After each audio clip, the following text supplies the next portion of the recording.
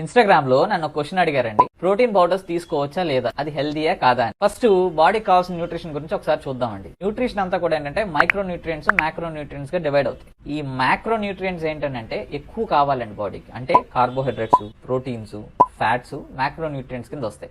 Micro nutrients అంటే ఏంటంటే చిన్న చిన్నవి, అంటే మిల్లీగ్రాములు, మైక్రోగ్రాములు, నానోగ్రామ్స్ బాడీకి అవసరం అనమాట. అంటే విటమిన్స్, మినరల్స్ ఇలాంటివన్నీ. సో ఇప్పుడు ప్రోటీన్ పౌడర్స్ వచ్చేటప్పటికి ఏంటంటే ఇవి ప్రాసెస్డ్ ప్రోటీన్ అండి. డేంజర్స్ ఏమి ఉండవు, కానీ దీంట్లో ఎటువంటి మినరల్స్ గానీ వైటమిన్స్ గానీ బాడీకి అందవు. సో ఇది ప్యూరెస్ట్ ఫార్మ్ ఆఫ్ ప్రోటీన్. ఇవి ఎందుకు వాడుకలోకి వచ్చినాయి అని అంటే, ఏదైనా స్పోర్ట్ యాక్టివిటీలో ఉన్న అథ్లెటిక్స్ అయినా కూడా మనం ఆ పెర్ఫార్మెన్స్ రీచ్ చేయడానికి కొంచెం మజిల్ పవర్ ఎక్కువ ఉండాలి. ఆ మజిల్ పవర్ ఎక్కువ ఉండాలంటే క్యాలరీ ఎక్కువ తినకుండా, కానీ మనకేంటంటే ప్రోటీన్ ఎక్కువ అందాలి. అలాంటప్పుడు ఇలాంటి ఒక ప్రోటీన్స్ తీసుకోవడం వలన మన బాడీకి ఏంటంటే కావాల్సినంత మజిల్ పవర్ రావడానికి ఈ ప్రోటీన్ పౌడర్స్ వచ్చినాయి. మీరు కనుక ఫిట్నెస్ గురించి రోజు ఒక గంట మాత్రం ఎక్సర్సైజ్ చేస్తాను అని అనుకుంటే కనుక మన ఎవరికి ప్రోటీన్ పౌడర్ అవసరం లేదండి.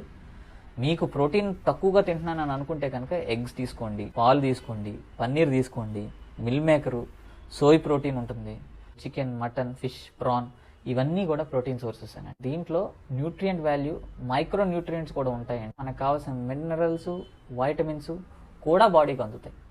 అందుకని నా సజెషన్ ఏంటంటే కనుక మీరు కనుక సీరియస్గా స్పోర్ట్స్లో లేకపోతే వే ప్రోటీన్ జోలికి వెళ్ళొద్దు.